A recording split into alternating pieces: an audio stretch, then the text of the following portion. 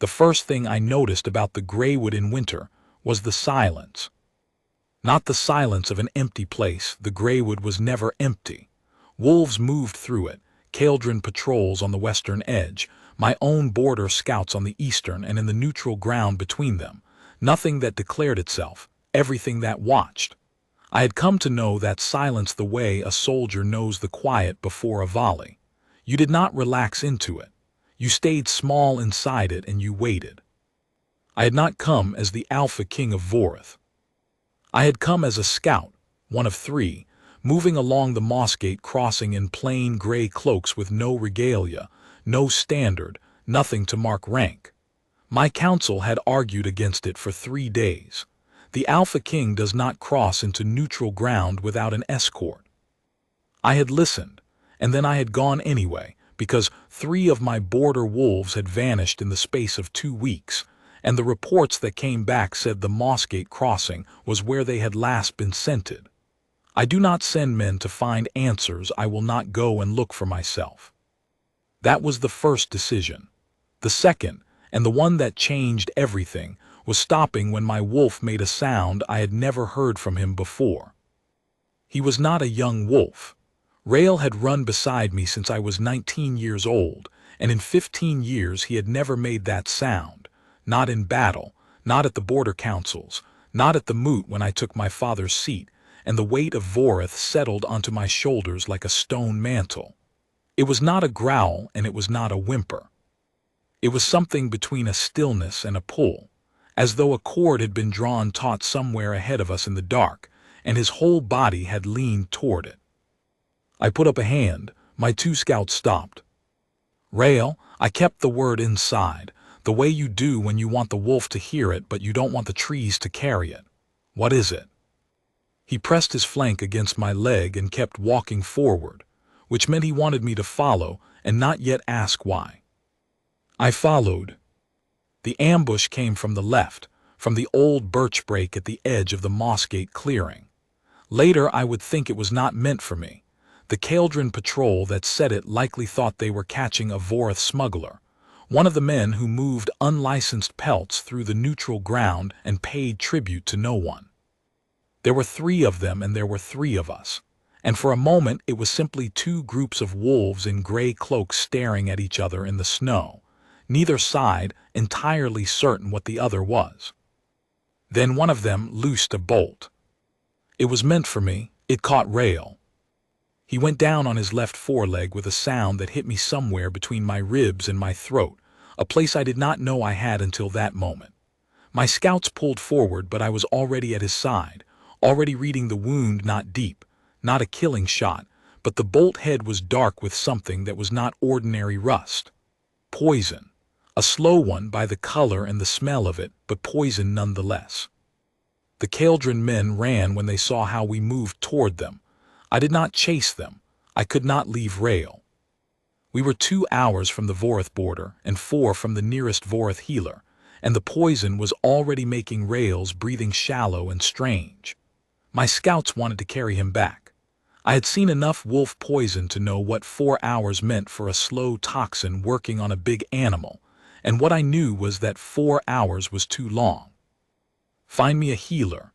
I said it aloud to both of them, to the dark, to whatever the Greywood was willing to offer, anything within an hour's walk.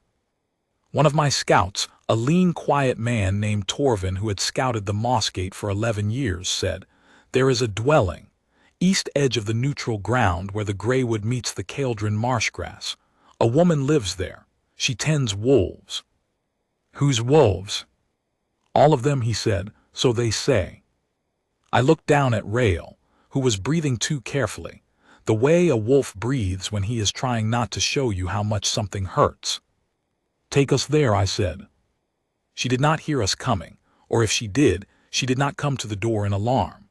The dwelling was small, solid stone at the base, timber above, with the particular look of a building that had been repaired so many times by one pair of hands that it wore its patches honestly. A light burned inside. Bundles of dried marsh herbs hung under the eave. Torvin knocked once, and after a moment the door opened, and the woman who stood in the light looked down at Rael and then up at me and said, "Can you walk?" I said I could. Good, bring him inside. Mind the threshold, there's a board that sticks. She did not ask my name. She did not ask the wolf's name. She stepped back from the door, and what I saw first, before I had a proper look at her face, was how she moved, like someone who had spent a long time learning how to make space for whatever needed to come in out of the cold. She pushed a low wooden table clear and she said, "Put him there." And when I did, she was already crouching beside him with a clay lamp in one hand and her other hand resting, very still, on the ruff of his neck. Rael, who had never let a stranger touch him in his life, allowed it. I stood back and I watched her work. She was not young and she was not old.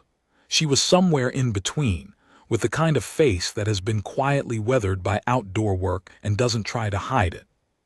Her hands were healer's hands, small-boned but steady, moving with the efficiency of someone who has done this enough times to know which movements matter and which are only theater. She found the bolt site by touch, not sight, pressing along the fur in slow, deliberate lines until Rael exhaled in a particular way and she stopped, right there, and looked at the wound. "Helvein root," she said, "in the tip. You can smell it if you know what to look for. Whoever made this knew what they were doing. Can you treat it?" "Yes." She said it the way a person says yes when they mean I have done harder things than this, and the answer is not in doubt. She was already moving to her shelves. It will take 3 days for the poison to fully clear. The wolf should not travel for at least 2. I thought about my counsel.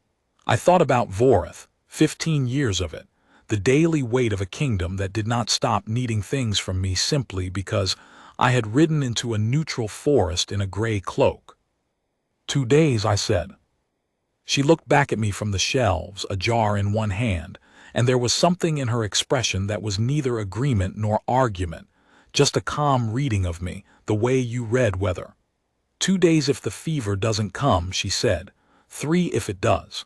The wolf doesn't negotiate with the poison. That's not how poison works. She turned back to the shelves. I sent Torvin and the other scout back to the Vorith border with word that I was delayed, that they should say nothing, and that I would return when I returned. I told Torvin to leave no trail that pointed here.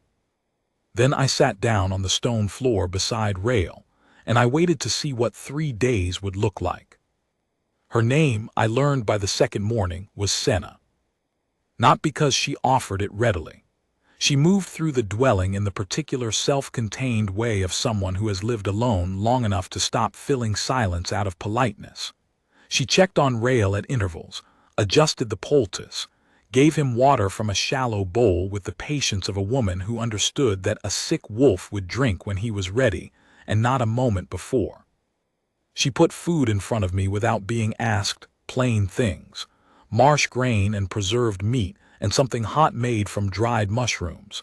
And she did not sit with me while I ate, which was the first sign that she was not afraid of me, but was also not going to pretend we were something we hadn't established yet.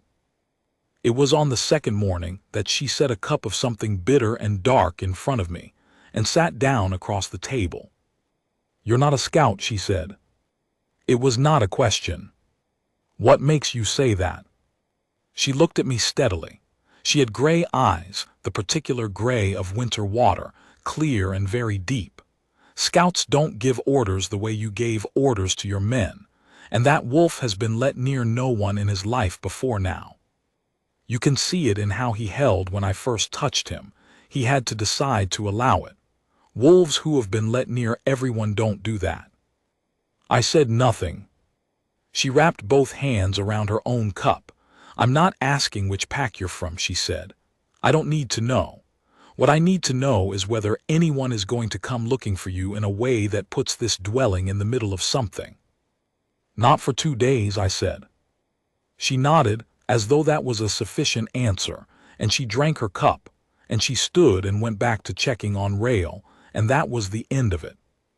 She was like that. The questions she asked were the ones that mattered, and she did not ask the ones that didn't. I had spent 15 years in a hall full of people who could not stop asking questions that didn't matter. What the other packs were thinking, what my eventual mate would look like, what the border situation would mean for the spring tribute. Senna asked me whether I took the bitter drink with marsh honey or without. She asked me whether Rael had eaten poison before, because it helped her calibrate the treatment.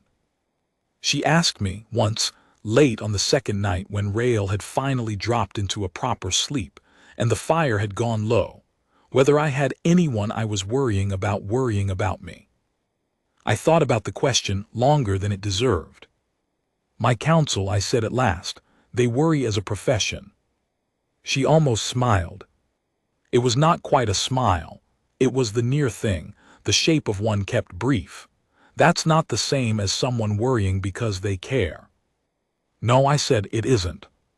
She looked at the fire for a moment. Then she said, you should sleep. The wolf will be better by morning and you'll want to be rested when he is. She stood and went to the back of the dwelling, behind a curtain, and left me with the fire and the sleeping wolf and something in my chest that I had not felt since I was very young and did not know yet what I was going to be. On the third morning, I understood what was happening to me, and it was not a comfortable understanding. I had known about the fated bond the way every Alpha King knows about it, as a fact of the world, a thing that happened to others, a pull the old stories described as inevitable and consuming. My own father had found his mate in a treaty negotiation when he was 22, and he had said once, near the end of his life, that it had been like recognizing something he had always known the shape of. I had listened to this the way a young man listens to a thing that does not yet apply to him, which is to say, I had heard the words without fully hearing them. On the third morning, I heard them. It was the way she moved around Rael. He was stronger, eating properly now, turning his head to follow her when she crossed the room, which he had never done with anyone except me. She sat beside him on the floor and she ran her hand along his flank in the slow, deliberate way she had, checking for residual fever, and he put his head across her knee and closed his eyes. I watched this from across the room and I felt the bond pull with a clarity that removed all possible doubt, not a warmth but a recognition, something behind my sternum that said, there. That one. You already know her, you just haven't lived the part of your life where you know yet. I stood very still and did nothing with it, because what I knew next, following immediately behind the recognition, was the problem. She was borderland. Neither Pax, and therefore both Pax's least favored thing, a woman who lived in the neutral ground and served everyone and was claimed by no one, which the Kaldran elders called rootless, and the Vorith Council would call irregular and possibly a liability. She did not carry a pack mark. She had no standing at any moot. The old war between Vorith and Kaldran had been quiet for 11 years, quiet meaning no open battles, not meaning forgiven. And the worst possible thing I could do for that careful quiet was walk into a Kaldran moot and name a borderland woman Luna of Vorith. I told myself these things very calmly and with great precision, and Rael opened one eye from across the room and looked at me in the way he had sometimes looked at me over the years, when I had said something that my wolf considered to be a poor reading of the situation. Not now, I told him. He closed the eye. She found out who I was on the fourth day, and not from me. A Kaldran patrol passed the edge of the Greywood at mid-morning, 2 wolves in the gray-brown cloaks of the Kaldran warden's house, moving along the marshgrass line. Senna had gone out to collect herbs from the frozen ground near the tree edge, which was how she came to be standing in plain sight when they passed, and how I came to be standing in the doorway watching, when one of the patrol wolves caught the scent of Rael through the open door and stopped. Vorith wolf. I could see the moment they placed it, the slight stiffening, the way they turned toward the dwelling with their hands going to their belts, not drawing weapons, but ready. And then one of them looked at me in the doorway, and his posture changed in the way a wolf's posture changes when rank registers, and he said something to his partner in a low voice, and his partner looked, and the second wolf's expression went careful in a way that told me he knew exactly what he was looking at. Senna was still crouching over the frozen herb patch. She had not seen their faces change. I stepped out of the doorway. "Take us," I said to the patrol, "to the moot." I said it because the alternative was to let them go back and report what they had seen to the Cauldron Warden without context, which would produce a response in a matter of hours that I could not predict and could not control. Better to be the one who walked in than the one who was brought. And because, in the cold fourth morning of the Greywood, with Rael at my back and the bond sitting in my chest like a stone I could neither swallow nor set down, I had made a decision that I had not yet told anyone about, including myself. Senna stood and looked at the patrol and then at me. "Who are you?" she said. I had not wanted her to find out like this. I had wanted, I am not sure what I had wanted, a better morning, a quieter accounting, not a Cauldron patrol on either side of the moment. "My name is Aldrich," I said. "I am the Alpha King of Voreth." The silence that followed was the particular kind that forms when someone is recalibrating everything they understood about the last 4 days. She looked at me for a long moment. She did not look frightened. She looked more than anything as though she was deciding something. Then she turned to the Cauldron patrol and said, "He came to me injured. His wolf was poisoned. I treated them both. That's all that happened here." The older of the 2 patrol wolves said, carefully, "The warden will want to hear that directly from Voreth." "Then take us to the warden," Senna said. "I'll tell him myself." She said us. She had not looked at me when she said it. She had just said it, as though the question of whether she was coming with me had already been settled, which I suppose in her mind it had. She picked up her herb basket and she walked to where I was standing, and she looked up at me and said, very quietly, so only I could hear it, "I'm not angry, but you should have told me." "I know," I said. "We'll sort out why you didn't after this is over." She walked ahead of me toward the patrol wolves, and Rael came out of the dwelling and fell in at her left side without being asked, and I followed them both into the cold. The Cauldron Moot Hall was 3 miles from the Greywood edge, a low stone building at the center of the Cauldron's main settlement, old construction, built wide rather than tall, with the practical look of a place designed for arguments rather than ceremony. By the time we arrived, word had moved faster than we had. The hall was fuller than a routine moot. Cauldron wolves lined the walls, not armed, but alert, and the Cauldron Warden, a broad-shouldered woman named Aldra Kren, who had held the Cauldron borderland for 20 years, was standing at the head of the long table with the expression of someone who has been told something improbable and is waiting to see if it was true. She looked at me, Alpha King of Voreth. Warden Kren. Unannounced in my territory in a scout's cloak. "In the neutral ground," I said, "not your territory, and I came to find where my border wolves had gone." She assessed this in the way experienced leaders assess things that they are not yet sure how to use. "And what did you find?" "A poisoned bolt in my wolf and her." I did not look at Senna when I said it. I was looking at the warden. She kept Rael alive. Aldra Kren looked at Senna. There was something in the warden's expression that I had not expected, not hostility, but something older, a wariness that had the shape of guilt at its edges. "Senna," the warden said, "you were harboring a Voreth king." "I was treating a wounded wolf," Senna said. "I didn't know who he was. It wouldn't have changed what I did if I had." The hall was quiet. From somewhere along the left wall, a voice, not the warden's, a man's voice, one of the older Cauldron elders, said, "The border girl wouldn't know the difference between a king and a common scout. She's barely of the pack." I turned my head and looked at the man who had said it.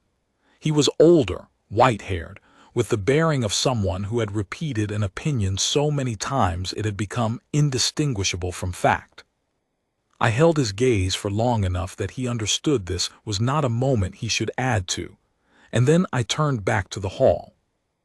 And I made the decision I had been making and unmaking since the 3rd morning of the Greywood, and I made it in a single breath, and then it was made, and the only question was how the next moment would answer it. I reached back without looking. I knew she was to my left. I had known where she was in every room for 4 days, and I held out my hand. There was a pause, a very brief one, then her hand came into mine. I felt the bond mark before I saw it, a warmth that began at the base of my palm and spread upward, and Senna made a small sound that was not quite surprise, and I looked down and watched the mark burn to life on both our wrists simultaneously, the interlocking spiral that the old stories called the mate sign, and the Cauldron Hall went absolutely silent. I raised my head. "Her name is Senna," I said. "She is my fated mate. I am naming her Luna of Vorith before every wolf in this hall." I reached my free hand to the gray scout's cloak on my shoulders, the cloak I had worn to be invisible in the neutral ground, and I removed it, and I placed it across her shoulders, because it was what I had. I did not have my regalia. I did not have the Vorith formal cloak with its blackened iron border. I had a scout's gray wool, and I put it on the woman who had kept my wolf alive without asking my name, and it seemed to me in that moment that the scout's cloak was the truer thing anyway. It was what I had been wearing when she decided I was worth defending. The bond mark was visible on her wrist and on mine. It was not something that could be argued with. The fated bond did not ask permission of pack politics or old wars. It was older than both, and the wolves in that hall knew it. Cauldron and the Vorith men who had followed us from the Mossgate knew it. No one spoke against it. Aldra Kren looked at Senna's wrist for a long moment. Then she looked at Senna's face. Then she looked at the elder who had said the border girl. He had nothing to say. "Warden," I said, "I came to the neutral ground to find my missing border wolves. I found them. They were taken by a third party, not Cauldron, and I'll share what I know of that with you freely, because it's in neither of our interests to have a third party hunting the Mossgate." I let that stand for a moment. I also found something I was not looking for. I intend to take her home to Vorith. I imagine you have thoughts about the Alpha King of Vorith taking a Cauldron-adjacent woman as his Luna. The warden was quiet for a moment. She was, I thought, a practical woman who had managed 20 years of fragile border, quiet by understanding which things could be fought, and which things had already been decided by forces larger than politics. "She's not Cauldron adjacent," the warden said at last. "She's borderland. We have no claim to her." A pause. "We should have treated her better." It was the closest thing to a statement of regret I was going to get from a Cauldron moot, and I accepted it as what it was. We did not leave that day. The protocols of two packs who had kept an 11-year quiet could not be hurried, even by an undeniable bond mark. Aldra Kren and I sat at the long table until late in the afternoon, and I told her what I knew about the third-party hunters on the Mossgate, and she told me what she knew about the bolt-making that had been reported from the Eastern Marsh, and by the end of it, we had shared more information across that table than had passed between Vorith and Cauldron in several years. Senna sat beside me throughout and said very little, which was, I was already learning, what she did when she was paying close attention. That night the Moot Hall provided us with a room, a plain one, a Cauldron guest room with a low bed and a fire, and Rael settled in the corner with the satisfied air of a wolf who has been proven right and is content to rest on the achievement. Senna sat on the edge of the bed with my scout's cloak still around her shoulders, and she looked at the mark on her wrist for a long time. I sat in the chair across from her, and I waited. "You knew," she said at last. "It was not an accusation, in the dwelling before they came." "Yes." "And you didn't tell me." She turned the mark toward the firelight. "Why?" I thought about how to answer that honestly. "Because the complications were real," I said. "You are borderland. I am the Alpha King of Vorith, and there is old blood between Vorith and Cauldron that does not care about a bond mark. I told myself there were reasons to wait, to think about it. And then you said us to the patrol." I let that sit for a moment. "Before you knew who I was, before the mark showed, before any of it was decided, you said us, and you walked toward them with my wolf at your side.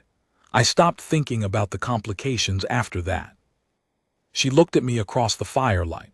The gray eyes, the healer's hands, the woman who had built her life in the space between two packs and asked nothing of either of them, and given steadily to whatever came to her door. "I didn't ask what pack you were from," she said slowly, "because I've learned that it doesn't change what the animal in front of me needs. A hurt wolf is a hurt wolf." "Yes, but I should have asked, not a reproach, a statement. I should have known." "You did know," I said. "You said so yourself. You saw how I gave orders." That almost smile came back. This time it stayed a moment longer. "I want to ask you something," she said. "Ask." "Your counsel, the ones who worry as a profession, are they going to make this difficult?" "Yes," I said. "But you're going to do it anyway." "I'm the Alpha King of Vorith," I said. "I can choose my own Luna. The bond mark is not something the council ratifies." I paused. "They will make it difficult for a while and then they will accept it, because I will hold the line until they do, and because you will make it clear by simply being yourself that the concerns they invent are not the concerns they actually have once they've seen you. That has been my experience with councils." She considered this, and the Cauldron. "Aldra Kryn is practical. She will follow where the quiet leads." "And the people who called me rootless." I looked at her steadily. "You will not be rootless. You will be Luna of Vorith. The roots will be wherever you decide to put them." She was quiet for a moment. "That's a very tidy answer." "I know it will also be true." I leaned forward in the chair. "Senna, I am not asking you to decide anything tonight. The bond is there. The mark is there. But the decision of what to do with it is yours." She turned her wrist over and looked at the mark again. "Is it?" she said, not bitterly but honestly. "The bond is rather decided. The bond tells us we are matched. It does not move your feet for you." She looked at me for a long moment. The fire had gone down, and the room was warm and low-lit, and Rael was breathing steadily in the corner, and the Cauldron Moot Hall was quiet around us. "Ask me properly," she said. I stood from the chair. I crossed to where she sat on the edge of the bed, and I crouched in front of her so we were level, and I took her marked wrist gently in one hand. "Will you come home with me to Vorith?" I said. "Will you be my Luna, not because the mark demands it, because I am asking?" She looked at me for long enough that I felt the weight of it, the full weight of a woman deciding, genuinely, not performing the decision but making it. "Yes," she said, "but I want a proper door on the herb room. The one in this dwelling has never closed right." "I will build you 4 herb rooms with proper doors," I said. She looked at me as though she was deciding whether to laugh, and then she didn't laugh. She just looked at me with a warmth that was better than laughter, a warmth that said she was beginning to understand something about the shape of the life ahead of them. We rode to Vorith 3 days later, when Rael was fully strong. The Vorith Council was waiting, as councils always are, with their concerns arranged in order of importance to them. I walked into the great hall with Senna at my side and Rael at her left, and the bond mark was visible on both our wrists, and I made the formal declaration before the full council and the assembled pack in the hall, her name, her standing, her title. Luna of Vorith. The mark the evidence, my word the declaration, and the pack silenced the assent.